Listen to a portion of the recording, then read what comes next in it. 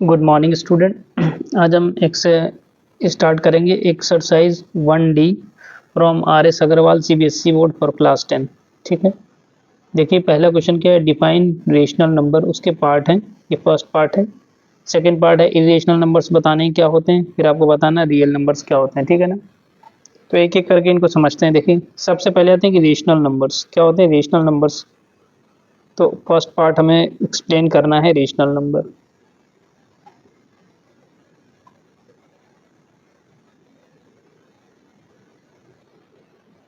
Rational number में क्या होता है, हमारा कोई भी नंबर रेशनल नंबर हो सकता है जो P/Q फॉर्म का हो। किस फॉर्म का हो?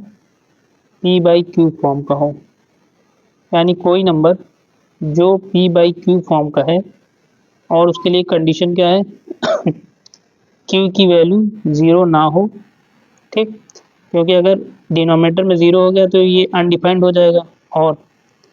और क्या है, P, Q belongs to integer, किसको बिलोंग करता है? इंटीजर वैल्यू होगी, तो ये हमारा रेशनल नंबर है P/Q फॉर्म। ठीक, Q की वैल्यू जीरो नहीं होनी चाहिए और PQ बिलोंग्स टू इंटीजर। तो इस टाइप के हमारे जो होंगे वो क्या होंगे, रेशनल नंबर्स। अब हम लोग आते हैं इर्रेशनल नंबर्स पे। किस पे आते हैं स्टूडेंट? इर्रेशनल नंबर्स पे। देखिए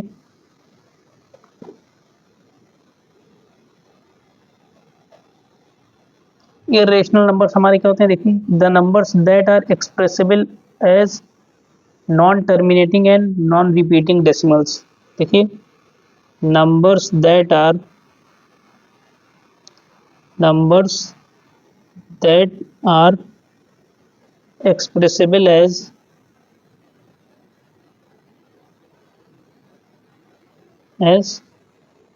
non terminating।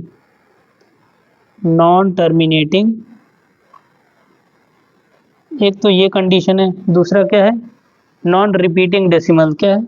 Non repeating decimal. ठीक, उसको हम लोग बोलते हैं इर्रेशनल नंबर्स। इसको क्या बोलते हैं? Irrational numbers. इर्रेशनल नंबर्स बोलते हैं। एग्जाम्पल्स में भी हम चेक कर लेंगे। देखिए जैसे हमने इसका एग्जाम्पल आपके लिए लिया, देखिए 0.50, फिर 500, फिर 500। तो आप यहाँ से देख रहे होगे पॉइंट के बाद 50, 500, 500 और इस तरह ये क्या है, ये स्टूडेंट इस तरह क्या है, इसकी कंटिन्यूटी बनी हुई।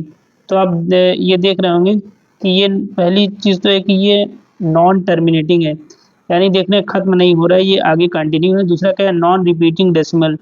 अब देखिए इसका डेसिमल के बाद डिजिट रिपीट भी नहीं हो रहा है। यहाँ पे 50 है, फिर 500 है, फिर 500 है। ठीक है ना, तो इस तरह है। और भी एग्जाम्पल इसी तरह के आप और भी देख सकते हैं। जैसे आपने लिया 0.23, फिर आपका क्या है, ठीक, फिर 233, फिर क्या है 2333। ये सब क्या है, ये सब आपके क्या है, इर्रेशनल नंबर्स हैं। फिर अब आप क्या आते हैं, थर्ड पार्ट पे आते हैं, रियल नंबर्स। क्या होते हैं रियल नंबर्स? हमारे क्या होते हैं, हम लोग इसको जानने की कोशिश करेंगे कि रियल नंबर्स क्या होते हैं। रियल नंबर्स, देखिए स्टूडेंट हमारे रियल नंबर्स क्या होते हैं, numbers that can be represented on the number line. numbers that can be represented that can be represented on the number line। ठीक है, जो हम नंबर लाइन पे रिप्रेजेंट कर सकते हैं उसको हम लोग क्या बोलते हैं, represented on the number line, they are known as. ठीक है ना, और are known as real numbers. ठीक, इनको हम लोग रियल नंबर्स बोलते हैं।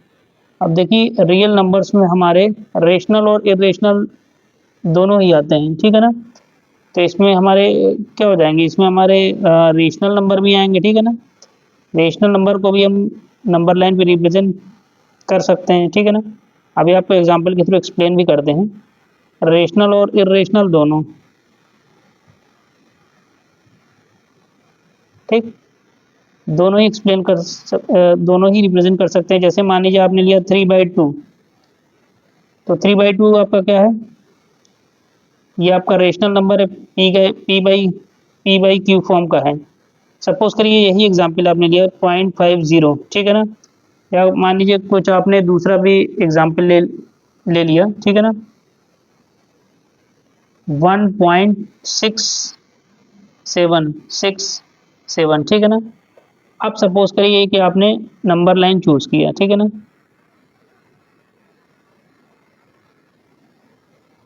ये 0 पॉइंट है, अब ये है 1 और ये है 2।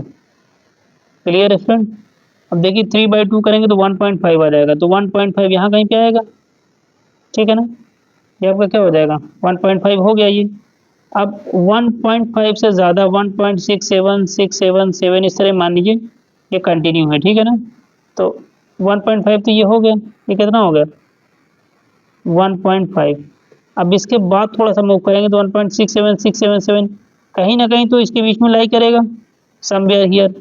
तो कहीं ना कहीं तो आएगा ही, ये कहीं ना कहीं क्या है, आएगा ही। तो इससे हम लोग ये देख सकते हैं कि रेशनल और इरेशनल नंबर दोनों को ही हम लोग नंबर लाइन पे दिखा सकते हैं, इसलिए वो हमारा रियल नंबर्स है। तो रियल नंबर्स हमारे वो होते हैं जिनको हम नंबर लाइन पे रिप्रेजेंट कर सकते हैं। क्लियर है स्टूडेंट। अब हम लोग मूव करते हैं इसके अगले नेक्स्ट प्रॉब्लम की तरफ, दैट इज क्वेश्चन नंबर 2। ठीक है, आइए देखते हैं।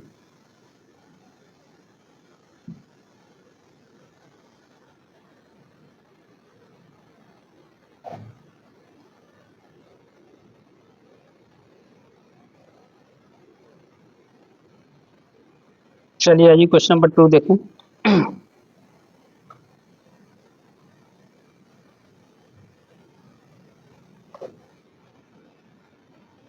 चलिए, classify the following as rational और इरेशनल नंबर्स। ये जो नंबर्स हैं इसमें हमें इसको रेशनल और इरेशनल बताना है।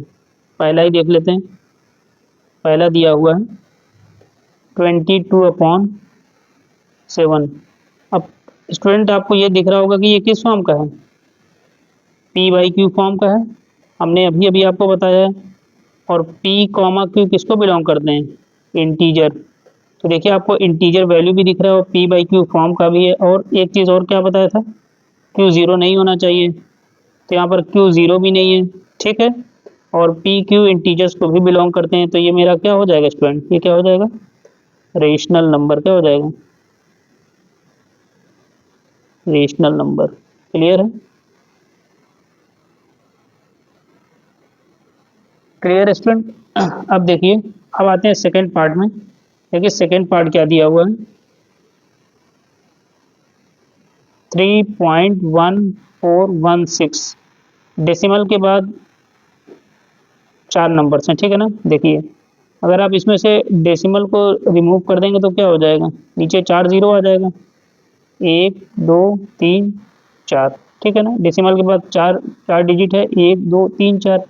डेसिमल आपने जैसे डेसिमल को रिमूव करेंगे तो नीचे 4 जीरो आ गया। अब ये भी आपको दिख रहा होगा कि P/Q फॉर्म का है, हालांकि आप इसको लोवेस्ट टर्म में रिड्यूस कर सकते हैं, ठीक है ना। तो लोवेस्ट टर्म में रिड्यूस कर लेंगे, लेकिन फिर भी इसका किस फॉर्म का है, ये P/Q फॉर्म का हमने बताया था।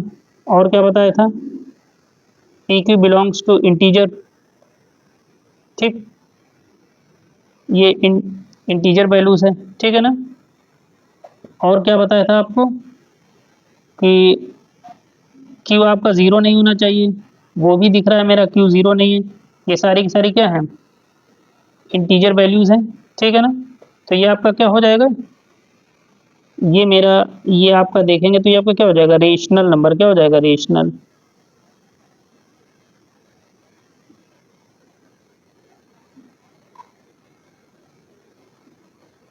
Clear student. रेशनल नंबर ये भी है और ये भी है। अब हम लोग मूव करते हैं थर्ड और क्वेश्चन नंबर 4 की तरफ।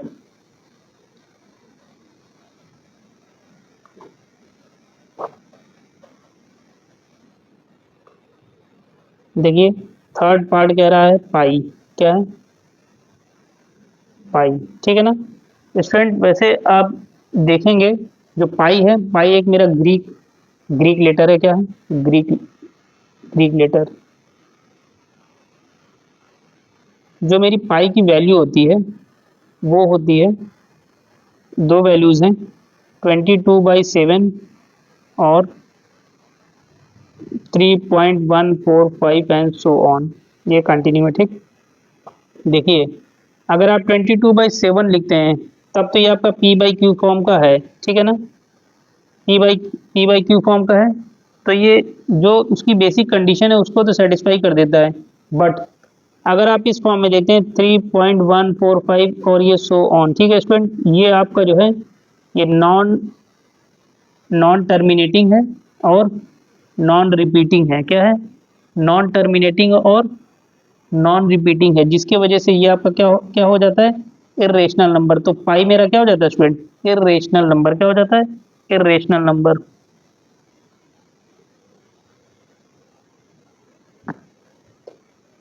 क्लियर है, एक बार फिर से देख लो, पाई का जो वैल्यू अगर आप इसको डिवाइड करोगे तो ये 3.145 और इसके आगे भी कंटिन्यू है, तो यहाँ से आप देखोगे ये आपका क्या हो जाएगा, नॉन टर्मिनेटिंग, यानी ये खत्म नहीं होगा, नॉन टर्मिनेटिंग है, और क्या है, रिपीट भी नहीं हो रहा है, और क्या है, non repeating decimal, non repeating. तो इन सब चीज़ों की वजह से ये आपका क्या हो जाता है, इरेशनल, क्या हो जाता है, इरेशनल। तो अगर कोई आपसे पूछे कि पाई क्या होगा तो आप क्या कहोगे, इरेशनल नंबर, क्या है, इरेशनल नंबर। Clear student. अब हम मूव करते हैं क्वेश्चन नंबर 4 की तरफ। 4 क्या है देखो, 3.14287, क्लियर। देखो एक दो तीन, एक दो, इसके ऊपर बार लगा हुआ है, तो बार का क्या मतलब है, देखो डेसिमल के बाद एक दो तीन चार पाँच छः, छः डिजिट लिखा हुआ है, उसके बाद बार लगाए, देखो इसका मतलब क्या है, 14287, इसका मतलब क्या है, ये छः डिजिट आपका रिपीट हो रहा है, तो ये फिर से रिपीट हो जाएगा 14287, और फिर से क्या हो जाएगा 14287। तो बताओ ये जो नंबर है 14287 ये रिपीट हो रहा है कि नहीं, क्या हो रहा है, रिपीटिंग डेसिमल है, क्या है, रिपीटिंग डेसिमल। और जबकि इरेशनल के लिए कंडीशन क्या होता है, नॉन रिपीटिंग, तो यहीं से आपने देख लिया ये क्या है, रिपीटिंग डेसिमल है, तो यहीं से ये क्या हो जाएगा, रेशनल नंबर, क्या हो जाएगा, रेशनल नंबर। क्लियर स्टूडेंट, ये क्या हो जाएगा, रेशनल नंबर। अब हम आते हैं, देखिए नेक्स्ट पार्ट है इसका दिया हुआ है 5.636363 और ये dash dash dash dash continue. फिर से बहुत इजी है स्टूडेंट, देखिए 5.636363, फिर क्या क्या हो रहा है, ये रिपीट हो रहा है, क्या हो रहा है, रिपीटिंग डेसिमल है, हो रहा है कि नहीं, देख लो मुझे फटाफट, कोई दिक्कत नहीं, देखो 5.636363 तो क्या है, रिपीटिंग डेसिमल है, तो यहीं से पता चल गया कि ये क्या है, रेशनल नंबर, क्या है, रेशनल नंबर है, आपको कहीं जाने की कोई ज़रूरत ही नहीं है, ठीक है ना। अब आते हैं नेक्स्ट प्रॉब्लम पे।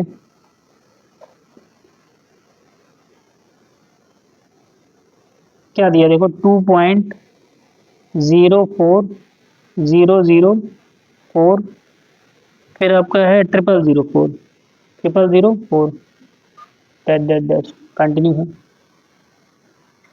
Clear student. अब देखो क्या है, 2 के बाद पॉइंट है, उसके बाद 04004, तो क्या हो रहा है, नॉन रिपीटिंग डेसिमल है, क्योंकि देखो पहले एक जीरो था, फिर दो जीरो, फिर तीन जीरो, तो यहाँ से आप देख सकते हो ना, देखो पहले आपको एक जीरो दिख रहा है, फिर दो जीरो आ गया, फिर तीन जीरो आ गया, तो यहीं से पता चल रहा है ये क्या है, नॉन रिपीटिंग डेसिमल है, क्या है, नॉन रिपीटिंग। तो यहीं से ये क्या हो जाएगा, इरेशनल, क्या हो जाएगा, इरेशनल नंबर।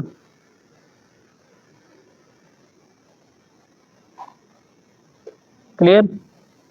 अब नेक्स्ट प्रॉब्लम को देखते हैं स्टूडेंट।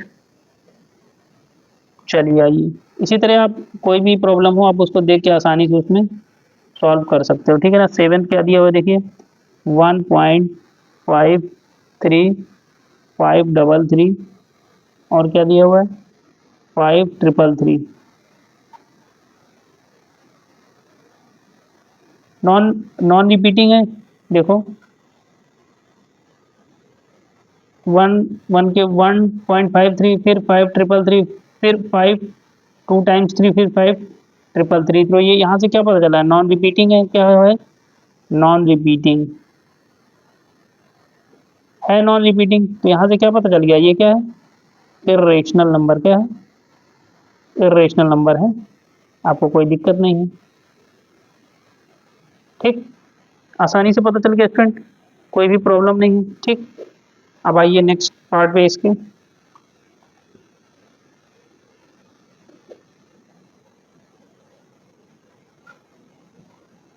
देखिए एट पार्ट हमसे क्या बोल रहा है निकालने के लिए। एट पार्ट हमें दिया, देखिए 3.12 फिर 122 फिर क्या दिया है 1222 है 3.12 122 122। अब देखिए डेसिमल के बाद क्या हो रहा है, रिपीटिशन नहीं हो रहा है। तो ये क्या हो रहा है, पहले ही पता चल, देखिए 1 2 एक है, फिर 122 है, फिर 1 222 है। तो ये क्या हो जाएगा, नॉन रिपीटिंग है। क्या है, नॉन रिपीटिंग। तो यहीं से आपको देख के पता चल गया कि ये क्या हो जाएगा, इर्रेशनल नंबर। क्या हो जाएगा, इर्रेशनल, इर्रेशनल नंबर। और नॉन टर्मिनेटिंग तो है ही, क्योंकि ये आगे की तरफ कंटिन्यू है, यानी पूरा सॉल्व हो ही नहीं रहा है। और साथ में क्या है, नॉन रिपीटिंग भी है। क्लियर, कोई कंफ्यूजन। अच्छा, अब आओ नेक्स्ट पार्ट देखते हैं। आपको दिया है √21। Clear student. तो √21 आपका क्या हो जाएगा, आपका इसका स्क्वायर रूट निकालोगे। वैसे भी स्क्वायर रूट में कोई भी नंबर होता है वो क्या होता है, इर्रेशनल ऑलवेज होता है। क्या होता है, इर्रेशनल होगा, क्योंकि आप इसको p/q के फॉर्म में नहीं लिख सकते हो। क्योंकि पहली बात तो इसका स्क्वायर रूट फुल्ली नहीं निकल पाएगा, इसका स्क्वायर रूट फुल्ली नहीं निकल पाएगा, वो कंटिन्यू रहेगा, ठीक है ना। अब इसका स्क्वायर रूट निकाल सकते हो क्या, नहीं। तो देखिए स्क्वायर रूट ऑफ, ठीक है 21, square root of 21 is not possible. पूरा निकलेगा ही नहीं, पॉइंट में आएगा आपका, ठीक है ना, ठीक है ना। So therefore we can not express it,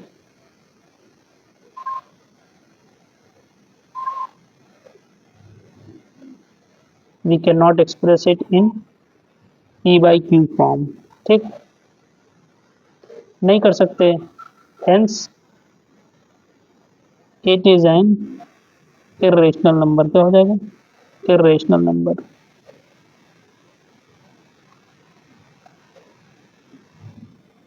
ठीक, इसका स्क्वायर रूट पूरा नहीं निकल पाएगा, पॉइंट में आएगा, आगे भी कंटिन्यू रहेगा, क्योंकि हम इसको p/q के फॉर्म में नहीं लिख सकते। तो ये क्या है, इर्रेशनल नंबर है, ठीक है ना। फिर आपको दिया हुआ है क्यूब रूट ऑफ 3।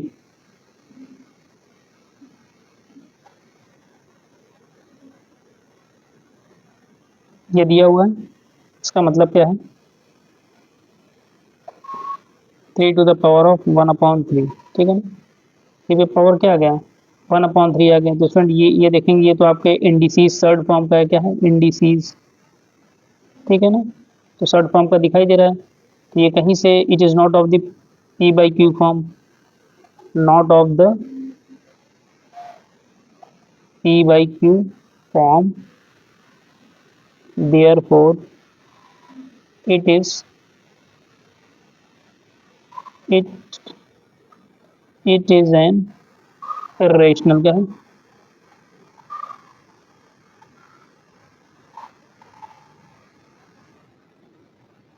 क्या हो जाएगा इसमें, इर्रेशनल नंबर होगा।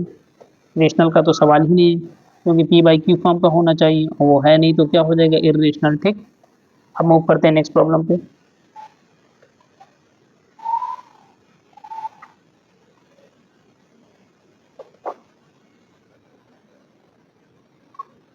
देखिए क्या बोल रहा है, find a rational number between √2 and √3। √2 और √3 के बीच में √2 और √3 के बीच का रेशनल नंबर निकालना है। देखो पहले तो एक बात बताओ मुझे, √2 का वैल्यू क्या होता है, 1.414, ठीक। √3 का वैल्यू क्या होता है, 1.732। क्लियर है स्टूडेंट, ठीक। तो अगर आप इसमें देखो, नंबर लाइन आपने ड्रॉ कर लिया, ठीक है ना, ये आपका 0 है, इधर -1 है, इधर -2 है, इधर 1 है, इधर आपका 2 है। तो देखो क्या है, √2 का वैल्यू क्या है, 1.414, यानी 1 से थोड़ा ज़्यादा, 1 से थोड़ा सा ज़्यादा। और √3 का वैल्यू क्या है, 1.732, क्या है, 1.732, ठीक। तो 1.414 यहाँ कहीं पे मान लो हो सकता है, ठीक। ये हो गया, तो मान लो ये वैल्यू आपका √2 है, और ये क्या है, 1.732, 1.732, 2 से कम होगा, मान लो यहाँ कहीं पे है, कितना आ गया, 1. ये आपका रूट मतलब मीन्स √3 हो जाएगा, ठीक है ना। √3 का वैल्यू 1.732 है। तो इनके बीच का स्टूडेंट हमें रेशनल नंबर पता करना है। क्या पता करना है, बीच। अब देखो इनके बीच में बहुत ढेर सारे नंबर आ सकते हैं, ठीक है ना। ये 1.414 कंटिन्यू है, 1.732 ये भी कंटिन्यू है। अब देखो इनके बीच में क्या आएगा, 1.5 भी आ सकता है, ठीक है ना, 414 है, 1.51, 512, 513, इस तरह क्या हो सकता है, कंटिन्यू हो सकता है। तो इनके बीच का हमें एक रेशनल नंबर निकालना है। क्या करना है, रेशनल नंबर। तो देखो ये मेरा √3 है, और ये क्या है, √2 है। तो इस तरह करते करते इनके बीच में काफ़ी रेशनल नंबर एग्जिस्ट कर सकते हैं, ठीक है ना। क्योंकि जितने भी नंबर्स इसके बीच में आएंगे, जितने भी नंबर्स इसके बीच में आ जाएंगे, वो क्या हो जाएंगे, अ, जो नंबर्स √2 और √3 के बीच में आ जाएंगे, वो क्या हो जाएंगे, सारे के सारे रेशनल नंबर होंगे। हमें इनके बीच का निकालना है, तो इनके बीच का देखो क्या है, यहाँ पे भी हो सकता है, ये भी हो सकता है, ये भी है, ये भी है, ये भी है। तो इस तरह करते करते बहुत हो सकते हैं। तो हम ये कह सकते हैं कि इनके बीच का एक नंबर हो सकता है 3/2 भी हो सकता है। क्या हो सकता है, 3/2। और 3/2 को आप देखोगे तो कितना मिल जाएगा, 1.5, कितना आया, 1.5। अब जरा मुझे देख के बताओ, 1.414, ठीक, और 1.732, ठीक है ना, ये आपका √2 है, और ये क्या है, √3 है। तो 1.5 कहीं कहीं ना कहीं तो लाई करेगा, 1.5 क्या करेगा, कहीं ना कहीं तो लाई, कहीं ना कहीं तो इनके बीच में लाई करेगा। तो सपोज करो यहाँ, तो यहाँ से हम कह सकते हैं कि 1.5 इसके बीच में लाई करेगा, ठीक है ना। तो हमें एक ही रेशनल नंबर बताना था, find the rational number between √2 and √5। तो इसके बीच का आंसर क्या हो जाएगा, 1.5, क्या हो जाएगा, 1.5 इसका आंसर हो जाएगा। क्लियर है। इस तरह और भी नंबर्स आ सकते हैं, लेकिन हमने एक नंबर चूज किया 3/2। आप कुछ और भी देख सकते हो, इसमें कोई दिक्कत नहीं है, ठीक है ना।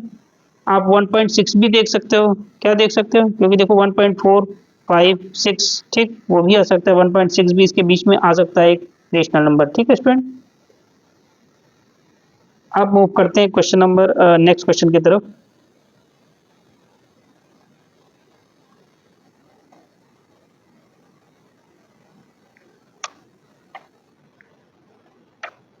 चलिए आइए,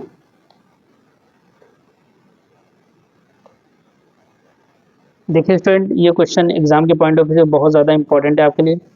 आपको प्रूव क्या करना है, देखिए, prove that √6 is an irrational number. आपको क्या प्रूव करना है, √6 एक इरेशनल नंबर है। स्टूडेंट इस टाइप के प्रॉब्लम्स को प्रूव करने के लिए देखिए हमें क्या क्या करना होगा।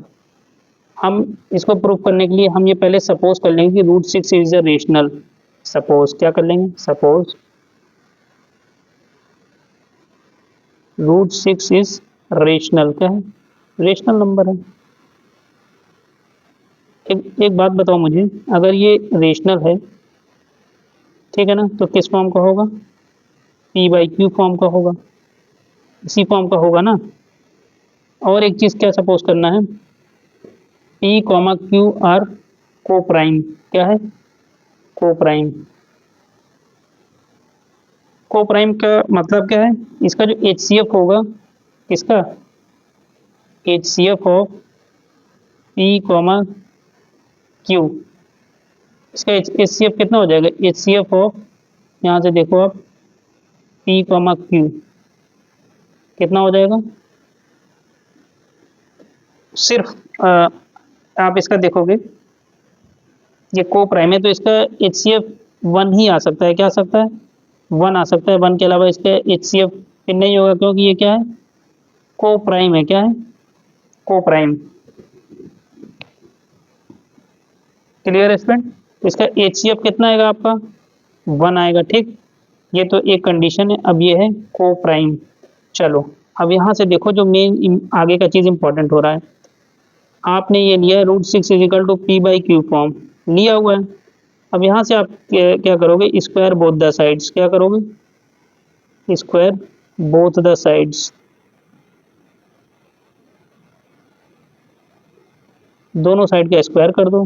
तो इधर तो 6 हो जाएगा। क्या हो जाएगा? 6। ये क्या हो जाएगा? P² upon Q²। तो क्रॉस मल्टीप्लाई कर दो, क्या हो जाएगा? 6Q² is equal to P²। Q² का वैल्यू क्या हो जाएगा? P²/6। क्या हो जाएगा? Q² का वैल्यू क्या हो गया? P²/6। ठीक, इसका मतलब क्या है? P² is divisible by 6। यही तो मतलब है। इसका मतलब क्या है? P² क्या है? डिविजिबल बाई 6 क्या है? P² इज डिविजिबल बाई 6 है ना? P² 6 से डिविजिबल है। तो इससे एक चीज हमें और क्या पता चलती है? अगर P² 6 से डिविजिबल है, इससे क्या पता चलता है? P is divisible by 6। ये भी तो एक कंडीशन है। क्या है? पहले तो इतनी बात आप मुझे देख के बताओ। यहाँ पे क्रॉस मल्टीप्लाई किया, 6Q² is equal to P²। Q² का वैल्यू क्या हो जाएगा? P²/6। तो यहाँ से क्या पता चला कि ये क्या लिखा है? P²/6। इसका मतलब क्या है? P² divisible by 6। ठीक, अगर P² 6 से डिविजिबल होगा तो P भी तो डिविजिबल होगा 6 से। क्या है? P भी तो 6 से क्या हो जाएगा स्टूडेंट?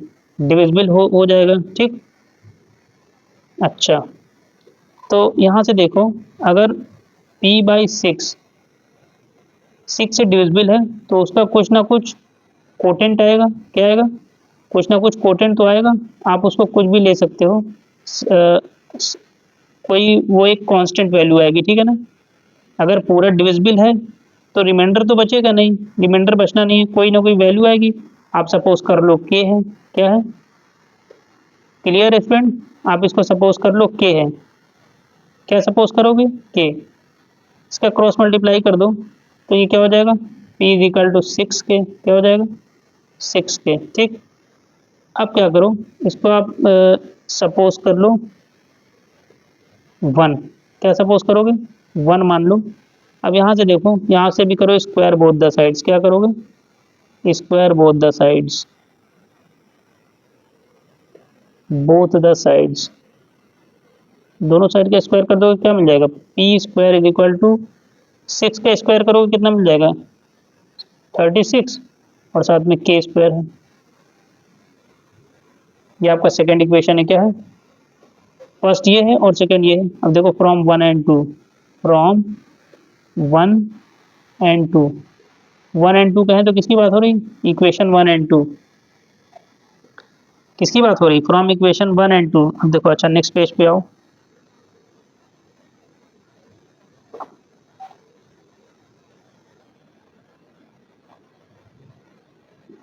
ठीक है, देखो ये क्या हो गया है। अब आप इसमें देखोगे फ्रॉम, अच्छा एक बार और नोट कर लो। देखो क्या है, या देखो क्या है, 6Q² is equal to P² एक आया था, एंड इधर आपका आया है P² is equal to 36K²। ठीक, ये भी P² के बराबर है, ये भी P² के बराबर है। तो यहाँ से क्या हो जाएगा? देखो, 6Q² is equal to 36K²। ठीक, अब इसको कैंसिल कर दो, 6 1 6, 6 6 36। क्या आ गया? Q² is equal to 6K²। Clear student? कोई कंफ्यूजन? ठीक है। अच्छा, अब देखो यहाँ से के स्क्वायर का वैल्यू क्या आ जाएगा student? Q square upon 6। Clear है स्टूडेंट?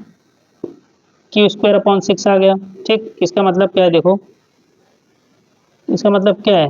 क्यू स्क्वायर क्या है? डिविजिबल बाई 6 है कि नहीं? क्या है? Divisible by 6। अगर क्यू स्क्वायर 6 से डिविजिबल है तो इसका मतलब क्या है? क्यू भी डिविजिबल होगा। क्या होगा? डिविजिबल हो जाएगा। हो जाएगा कि नहीं हो जाएगा?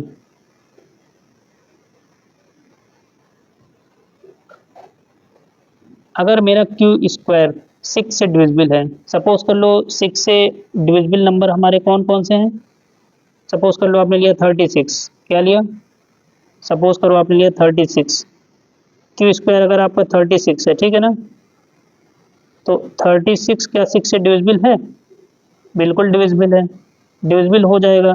तो ठीक, तो क्यू स्क्वायर डिविजिबल आ गया, इसका मतलब क्या है? क्यू भी डिविजिबल हो जाएगा। 6 तो 6 से ऑलरेडी डिविजिबल है। क्लियर है स्टूडेंट? तो यहाँ से ये तो एक्सप्लेन करने का तरीका है। बाकी ये है कि अगर क्यू स्क्वायर डिविजिबल बाई 6 है, ठीक है ना, क्यू स्क्वायर अगर डिविजिबल बाई 6 है तो क्यू भी क्या हो जाएगा? डिविजिबल हो जाएगा। ठीक है ना, उसमें कोई प्रॉब्लम नहीं है। क्लियर है स्टूडेंट? तो यहाँ से आपका क्या पता चला देखो, डिविजिबल बाई 6। ठीक। अच्छा, स्टार्टिंग में देखो, ध्यान से देखना आप। स्टार्टिंग में हम हमने अभी क्या, हमने माना था पी बाई क्यू फॉर्म का है, ठीक है ना। और देखो स्टार्टिंग में हमने जो सपोज किया था कि पी बाई क्यू फॉर्म का है, और ये क्या है? पी क्यू आर को प्राइम क्या है? को प्राइम है। मतलब इसका जो एच सी एफ होगा वो क्या होगा? 1 होगा। क्या होगा? यानी ये अपने ही टेबल से जाएंगे और ये क्या हो जाएंगे? ये को प्राइम है। क्या हो जाएंगे? को प्राइम। ठीक, तो ये क्या है? को प्राइम। लेकिन यहाँ पे क्या पता चला कि 6 से भी डिविजिबल है, इधर भी और इधर भी। यहाँ से अभी क्या पता चला? अभी यहाँ से आपने देखा कि P Q R divisible by 6 also, divisible by 6 also. हो गया ना डिविजिबल? यानी एक के अलावा दूसरा भी आ गया, एक के अलावा दूसरा भी आ गया। तो इसे क्या पता चला? Therefore our assumption was wrong, our assumption was wrong because it contradicts, because it contradicts। ठीक, हमने जो अज्यूम किया था वो क्या किया था? इसका कॉन्ट्रेडिक्शन क्रिएट हो रहा है, क्योंकि हमने इसको क्या कहा था? ये को प्राइम है। क्या है? को को प्राइम है, यानी इसका एच सी एफ क्या है? हाईएस्ट कॉमन फैक्टर क्या है? 1 है। अब यहाँ पे तो ये 6 से भी डिविजिबल हो रहा है। क्या है? तो हमारा जो अजम्पशन क्या था? रॉन्ग था। यहाँ पे कॉन्ट्रडिक्शन क्रिएट हो रहा है। Therefore root 6 is an irrational number. क्या है? Irrational number.